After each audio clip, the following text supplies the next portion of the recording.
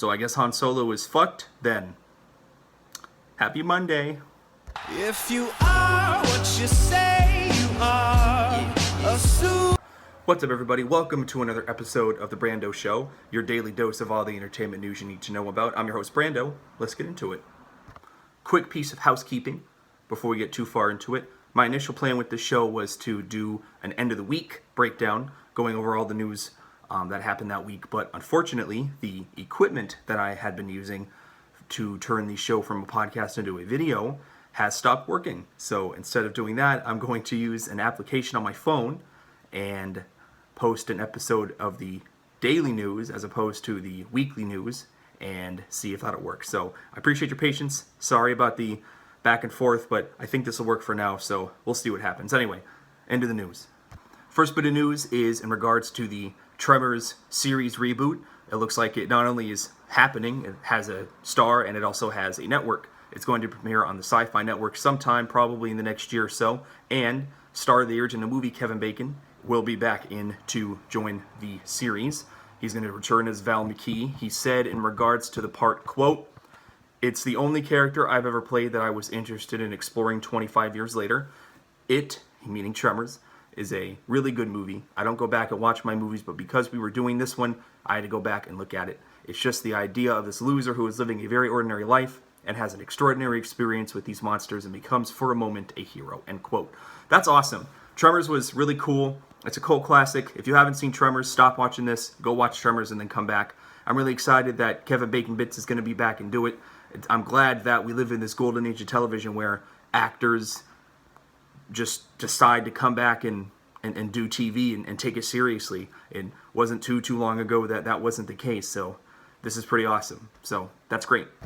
This next bit isn't a super surprise, but it is good news if you are a fan of the DCEU and Batfleck's appearance in it.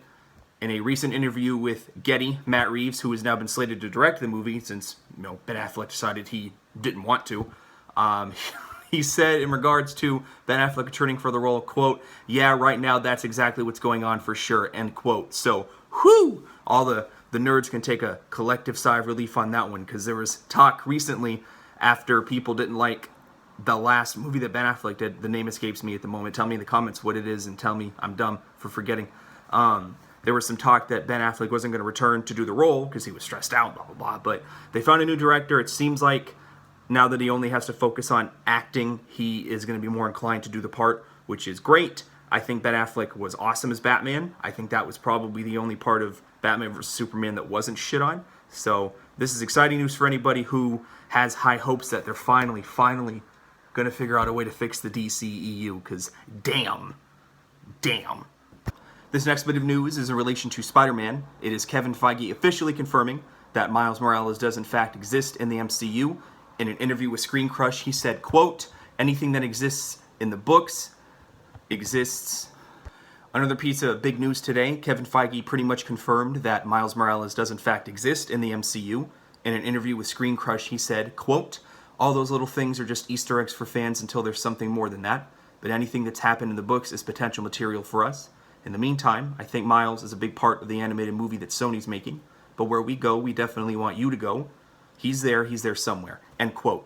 So they basically have found a way to explain why Tom Holland, as Peter Parker, will eventually leave, and they'll still be able to have Spider-Man. I imagine once Tom Holland leaves to fulfill his obligation to Sony, they're going to have Miles just step in and take over where he left off, and nobody will be none the wiser. So this is awesome fucking news. Miles Morales is long deserving of representation in the live-action MCU. I'm glad that he's here. If they can nail this casting the way that they nailed Tom Holland, Spider-Man is going to be fucking solid for the next 10, 15 years. I'll be taking my kids to see these movies. Hell yeah! So I want to end on this last bit of news. It's half news, half rant. So you've all heard the turmoil by now of the behind-the-scenes stuff with the Han Solo standalone film. Chris Miller and Phil Lord were pulled off the project. Kathleen Kennedy didn't like the direction that the movie was going in. They brought Ron Howard in, and the hope is that he's going to be able to bring the kind of tone that they were hoping for the character. Blah, blah, blah, blah, blah. So everybody knows all about that. But you may not know that the star of the movie, Alden Ehrenreich, whose name I am probably butchering and will continue to butcher, may have been a main reason why any of that took place. So according to a story from The Hollywood Reporter, Alden approached the bigwigs at Disney, Kathleen Kennedy especially, and basically informed them that he did not like the way that his character was being portrayed in the footage that they had already filmed, which caused Kathleen Kennedy to step in and take a look at the footage that they had, and she agreed that she didn't like the direction that the movie was going in. So they, did all that stuff behind the scenes and changed the director. As if that wasn't bad enough, apparently Disney is also not very happy with Alden Ehrenreich's portrayal of Han Solo. The Hollywood Reporter story goes into basically detail how there's an acting coach on set and that the producers of the film are disappointed in the way Ehrenreich is portraying the character. They're not specifying exactly what the problem is, but if it's bad enough that they have to have an acting coach on set and are basically pointing out, along with reshoots of what Phil Lord and Chris Miller had, they want them to redo what he's already done, that's not good.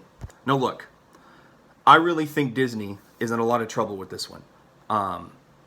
Not that anyone is going to look back on the Star Wars movie and say that the acting was one of the best things. That performance that Mark Hamill put into Luke Skywalker really fucking killed it. That's never anything that anybody's ever said about the Star Wars movies. The acting is secondary to everything else.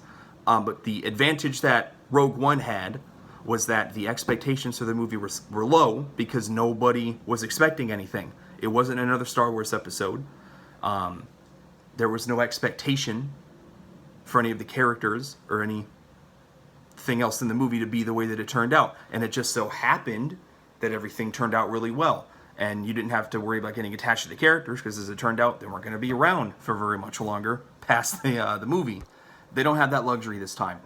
Han Solo is arguably the most beloved character in Star Wars. I have never seen Alden Ehrenreich's work. I am aware that he was in Hail Caesar, and that's pretty much the only movie that I'm familiar with him being in. But this is really going to put Disney in a difficult spot. We've lucked out so far. Episode 7 had high expectations and managed to meet them. It's amazing what can happen when you copy plot for the entire plot for episode 4, but what are you going to do? That's not going to work here. Alden had better find a way, use the acting coach, use the second acting coach. He better find a way to pull this performance off because the fanboys will never forgive him for this, and Disney is going to have to find a way to justify any future movies set around these classic characters, because if they fuck this movie up, then you can bet that the Obi-Wan Kenobi movie that's been kicked around here and there for the last decade is probably not going to get off the ground either. So please, please, please, Disney, tread lightly on this. Do not fuck up Han Solo. Do not. Please. Please. Well, that's all the news for today, everybody. Thank you for joining me for this Monday edition of The Brando Show. Hope you have a great day, and I will see you all tomorrow. A superstar, then how